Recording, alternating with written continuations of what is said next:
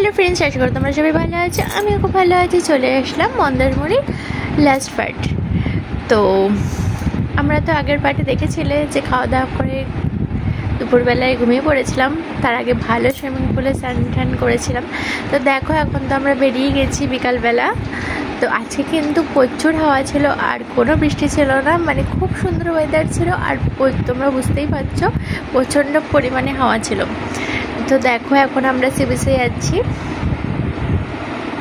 তো খাওয়া দাওয়া করে লম্বা একটা ঘুম দিয়ে তো এখন রেডি ফেডি হয়ে বেরিয়ে গেছি। তো আমাকে কীরকম লাগছে কমেন্ট করে জানিও। আর তোমাদের দাদা সামনে বসে আছে। দেখো সমুদ্র কিন্তু এখন অনেক দূরে, কিন্তু হাওয়াটা কিন্তু জাস্ট পাগলের মতো দিচ্ছে, মানে খুব সুন্দর লাগছে। আর কালকে কিন্তু আমরা চলে যাব, মানে কালকে আমরা চেক আউট করে নেব। তো দেখো কত সুন্দর লাগছে ভিউটা।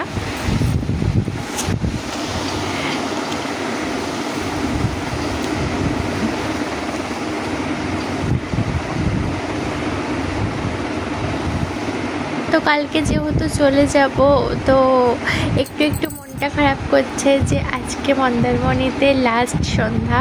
তো দেখো সামনে সমুদ্র আর আমি কিন্তু এখানে শুয়ে শুয়ে সমুদ্রটা উপভোগ করছি। দারুণ লাগছে। আমার কিন্তু সমুদ্র অনেক ভালো লাগে, মানে আমার তো ইচ্ছা করছিল যে আরও একদিন দুদিন থাকতে, বাট সেটা তো হবে না। তো দেখো ও এখন অর্ডার করে নিচ্ছে তো বিকালের স্ন্যাক্স।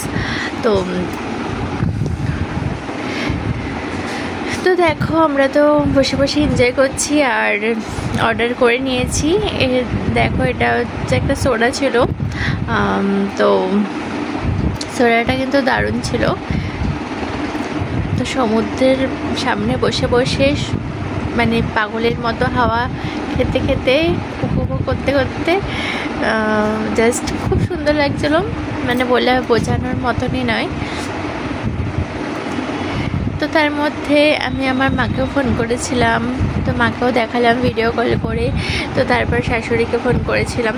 তো তারপরে আমরা অর্ডার করে নিয়েছিলাম চিকেন টিক্কা আর হচ্ছে পমফ্লেট কাবাব। তো ওরা বললো যে এটা কাবাবের মধ্যে হবে পমফ্লেটটা। তো কোনো মানে মাছের মধ্যে কাবাব খাইনি, তো এই ফার্স্ট টাইম। তো দেখো আর চিকেন টিক্কাটা কিন্তু প্রচণ্ড পরিমাণে স্পাইসি ছিল। তো ওরা বলেই দিয়েছিল যে প্রচণ্ড পরিমাণে কিন্তু স্পাইসি হবে। তো আমরা কিন্তু এখন মানে খাবো। তো দারুণ ছিল জিনিসগুলো, কিন্তু মানে দুর্ধর্ষ ছিল, কিন্তু প্রচুর ঝাল ছিল। চিকেন টিক্কাটা প্রচুর ঝাল ছিল আর দেখতে কিন্তু পুরো ডেলিকাস। আর সামনে সমুদ্র অনেক এখন কাছে চলে এসছে। আর আমরা বসে বসে গল্প করছিলাম, ফটো তুলছিলাম, আমি রিলস বানাচ্ছিলাম। তো তার মধ্যে মধ্যে খাচ্ছিলাম। তো অনেক ভালো লাগছিল। আর আমরা তো প্রচুর পরিমাণে আড্ডা দিয়েছি, মানে কখন যে সময় কেটে গেছে তো আমরা বুঝতেই পারিনি। তো কাবাবটা তো মাছের ওই পমফ্লেট মাছের বেশ ভালোই ছিল। তো এখন আমরা চিকেন টিক্কা নিয়ে বসে পড়েছি। সাথে পেঁয়াজ ছিল আর সাথে ধনেপাতার চাটনি টাইপের ছিল, মানে বেশ সুন্দর লাগছিল, দারুণ।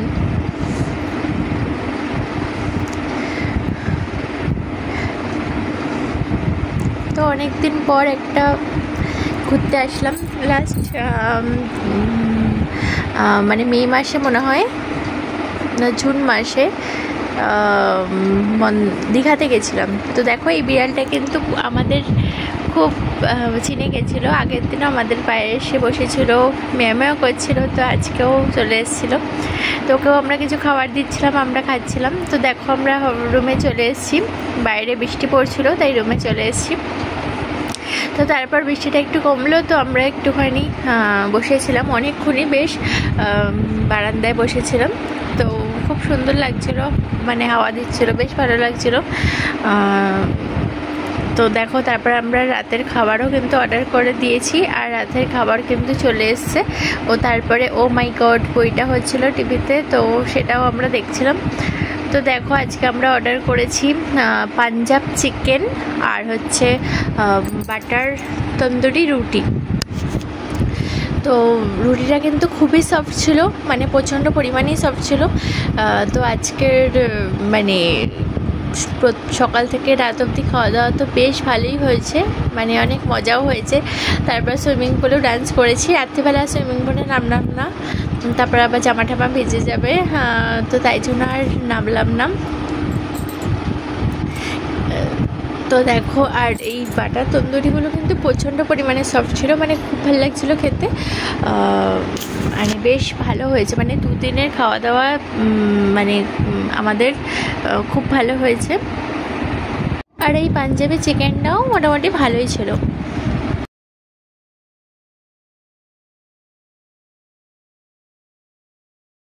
খাওয়া দাওয়া কিন্তু খুবই ভালো হয়েছে। তো আজকের ব্লগটা তো এইটুকুনি। তো চলো আবার কালকে সকালে তোমাদের সাথে দেখা হচ্ছে।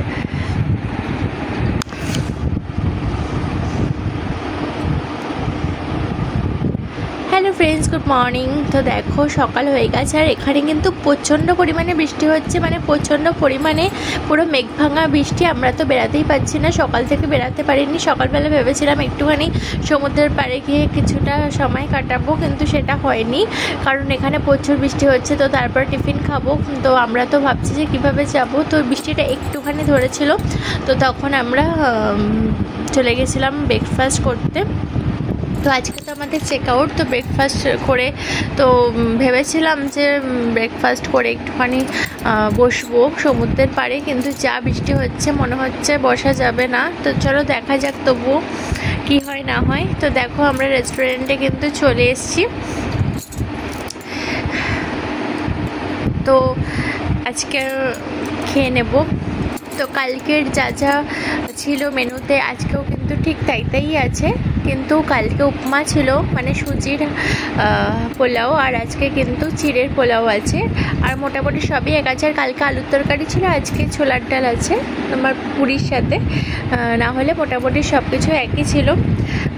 তো মানে বেশ ভালোভাবেই খাওয়া দাওয়া করলাম। একটুখানি পেট ভরেই খেয়ে নিয়েছিলাম, কারণ দুপুরবেলায় আমরা বাসে থাকবো, বাসে ফিরবো, তো তার জন্য একটুখানি পেট ভরেই খেয়ে নিয়েছিলাম যে বাড়িতে গিয়ে ভাত খাবো।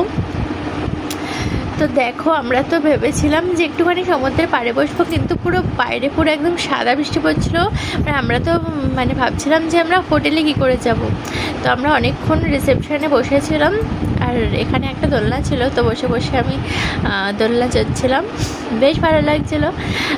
দোলনাটা খুব সুন্দর ছিল, মানে কিউট ছিল।